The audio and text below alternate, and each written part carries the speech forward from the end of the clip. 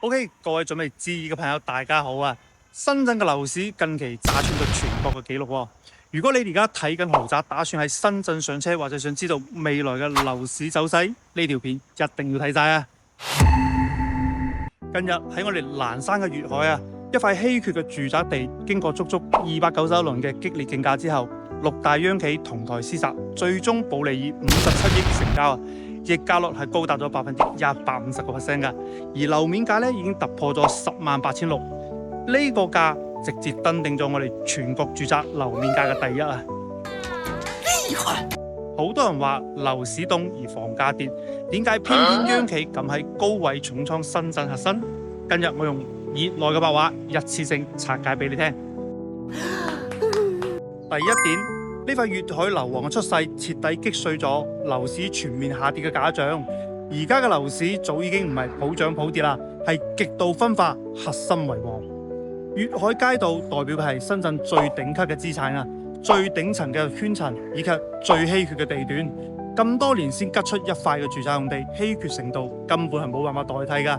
而央企係全國最專業、最穩資金嘅研判機構，佢哋用真金白銀話俾你知，全國嘅樓市會分化，但深圳核心頂級資產永遠都會係硬通貨啊。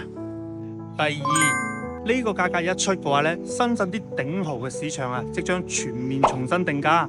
業內真實咁測算，未來呢塊地嘅綜合成本將會突破13萬一平㗎，而未來新房入市之後呢，售價可能會直接睇齊17到19萬。換句話講，而家成個蘭山粵海，包括科技園同深圳灣嘅二手頂豪啊，全部嘅價值將會被重估。以前你覺得頂豪貴，未來你會發現越核心越稀缺越冇貨啊。第三，呢場土拍釋放咗國家級嘅樓市趨勢啊！呢次搶地全部都係保利、華潤、中海以及招商一眾嘅頭部央企，而民企基本上全部缺席。未來嘅樓市資源將會徹底向穩健嘅央企同埋一線嘅核心城市集中啊！國家用行動話俾全世界知，大灣區深圳嘅核心價值長期都係睇好嘅，而且絕對堅挺啊 Nice。而我哋未來普通人買樓最大嘅真相係咩啊？郊區佢會慢慢咁貶值啊，而核心將會持續升值。普通啲樓越賣越平，頂級嘅豪宅越嚟越稀缺啊！我好明白而家啲好多朋友刷短視頻啊，日日都淨係睇到啲負面嘅消息，心慌啦，又唔敢買喎。但真實嘅市場佢並唔係咁噶，跌嘅嗰啲呢都係遠郊啦、冇配套啦、冇產業啦、低端啦，而且流通差嘅房源。而升嗰啲呢，基本上都係核心嘅地段、純屬嘅圈層、頂級嘅資源嘅真豪宅啊！而我哋呢一塊地王就係一堂最好嘅置業課。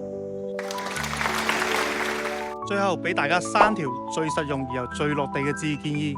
第一，如果你持有深圳核心嘅豪宅嘅朋友，而家係我哋價值嘅修復階段啊，切勿恐慌拋售。第二，如果準備入手我哋大灣區改善或者頂豪嘅老細，唔好過度死等最低點啊！地價已經封頂，未來啲門檻只會越嚟越高。第三，買樓永遠記住一句真話：寧可貴核心，絕對唔貪平郊區啊！好啦，我係華仔，拒絕透露，只講真話，得閒下次再見，拜拜。